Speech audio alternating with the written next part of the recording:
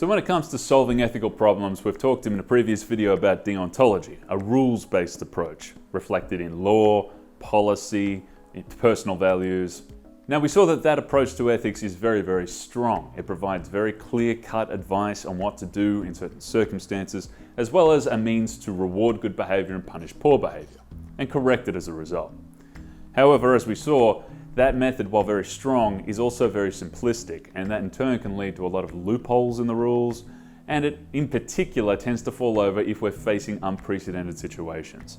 A situation with a new technology or a new context or a complex scenario where the rules either don't apply or aren't detailed enough to give us useful guidance, and in the worst case can actually conflict with each other.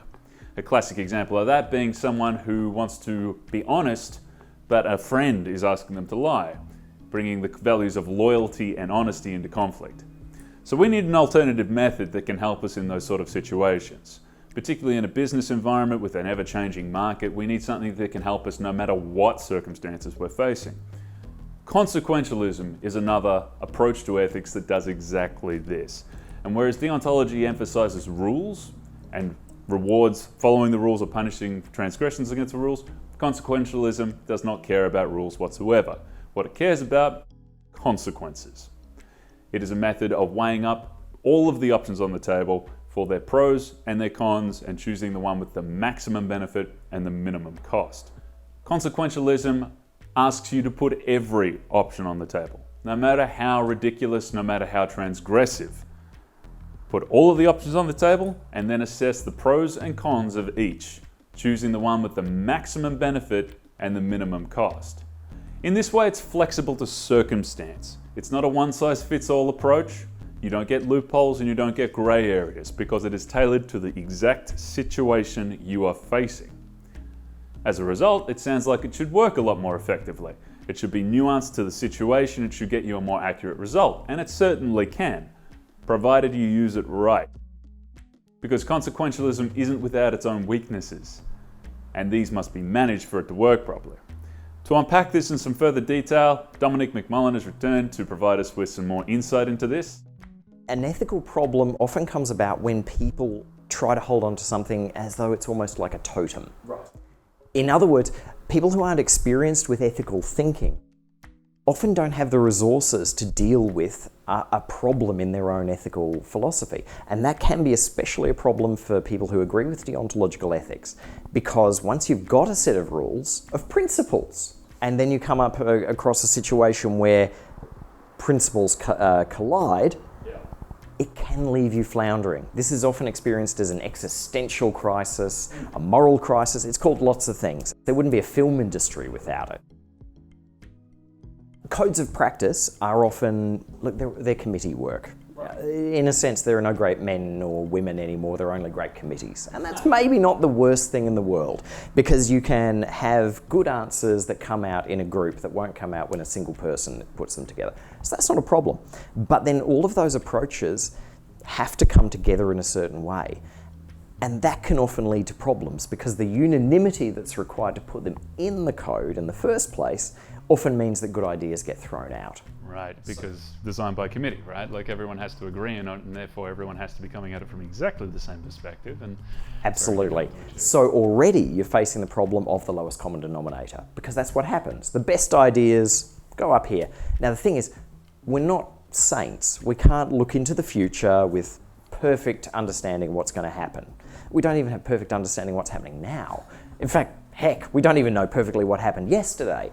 So we're already imperfect, and then we take the best and we cut out those things, but it may turn out that in the future those were the best ideas. Right. Now that's just setting up the principles to begin with. Yeah.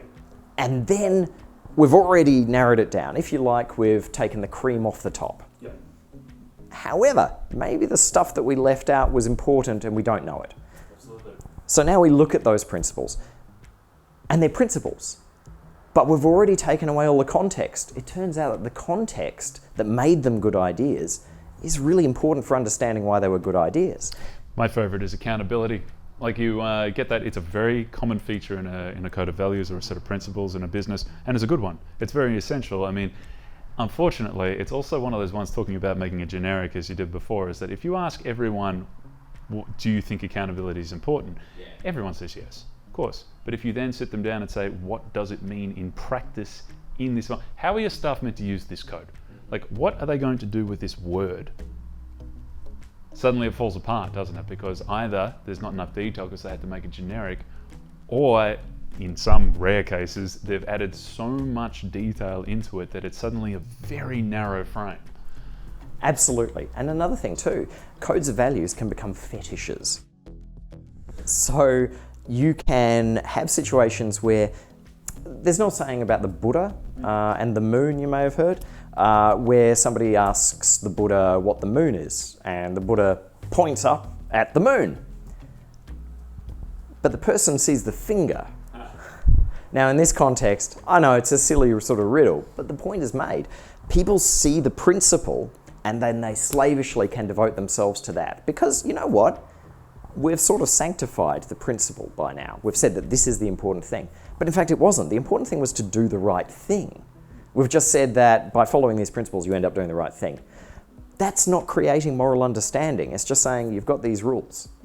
But then you build up these rules. And I've seen it in organisations where you build up an entire set of gatekeepers whose job is to enforce the rules. One of the most tragic things I consistently see in business environments is that particular breed of bullying that takes place not in defiance of the rules, but using those rules. Like situations set up to prevent discrimination that are subsequently being used by clever but unethical individuals or unscrupulous individuals to exact the exact bullying they were meant to prevent, using the letter of the law against the spirit of the law, as it were. Very good example. Happened in Google in the last few years. Great example. People internally were getting bullied, and it was all the standard sort of groups that you would expect to be bullied by those who had been empowered by the society. You know, that's just the way it was. But that's the thing. Because the principles themselves were so vague, and not only were they vague, but even where they were rigid, they were designed in such a way that they were stripped of all of the guiding moral, the guiding morality and situations that might have given them context. So they were stripped of context. Taking away that context meant that it could be applied by anyone. And I believe that this is something that you'll be able to talk about later when it comes to power, because whether we like it or not, power is a topic that's inextricably linked to ethics. Absolutely. I've met people who said that they were interested in ethics, but weren't interested in politics. And in the same way, I've met people who said that they really loved moral theory, but they had no time for talking about money and finance. Exactly. But that's the thing. If the most tragic one, or a tragic component to that, is the people that care about morality but see money as unethical inherently, thus disengaging from one of the major ethical topics going. Like, if you can't engage with the topic, then you're not able to have any input into it, and so you've basically just cast it adrift. It's, inextricably linked. So, to wrap up the question about deontology, a very powerful mechanism, but with weaknesses that need to be controlled for. Absolutely, but you can control for them. And that's the major point. We don't want to say that deontology is wrong, it's bad, it's stupid. It wouldn't have been around for thousands of years if it was that bad. But you've got to understand why it's useful to be able to use the tools that you're given. Absolutely. So what is the key things that professionals need to do, or managers need to do, or businesses as a whole need to do to make sure that deontology actually works? Address those weaknesses. Absolutely. You have to be aware that they're not just useful as principles. If you hand a list of rules to somebody, they're not going to make much use of them usually. What you need is you need to have an accountability mechanism.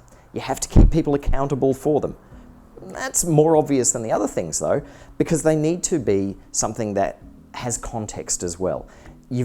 It's good to know what it's for, and it's good to know that you have it, but you've got to know how to use it, and for that you need context.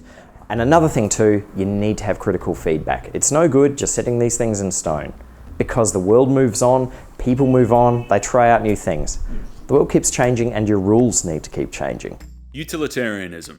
Utilitarianism doesn't care about rules. It doesn't care about values. It doesn't care about clear-cut right and wrong. What it cares about is consequences, and so it demands that we try to achieve the best available outcome. This is excellent because it helps you to adjust for the specific circumstances you are facing and gives you a means of achieving them, rather than deontology's one-size-fits-all approach. Now, the benefit of this is that you can come up with a specific solution to a specific problem that works really, really well. The downside is that it's very easy to abuse. Because it is so easily perverted by a subjective perspective or a conflict of interest, essentially there's very little to stop you if you miscalculate this best possible outcome, because it tends to occur completely in your own head. Whereas a set of rules tends to be written down, universalized, and is very easily communicated, and therefore is very easy to hold someone accountable against. Utilitarianism is much more subjective, and therefore it's a very valuable but potentially dangerous tool.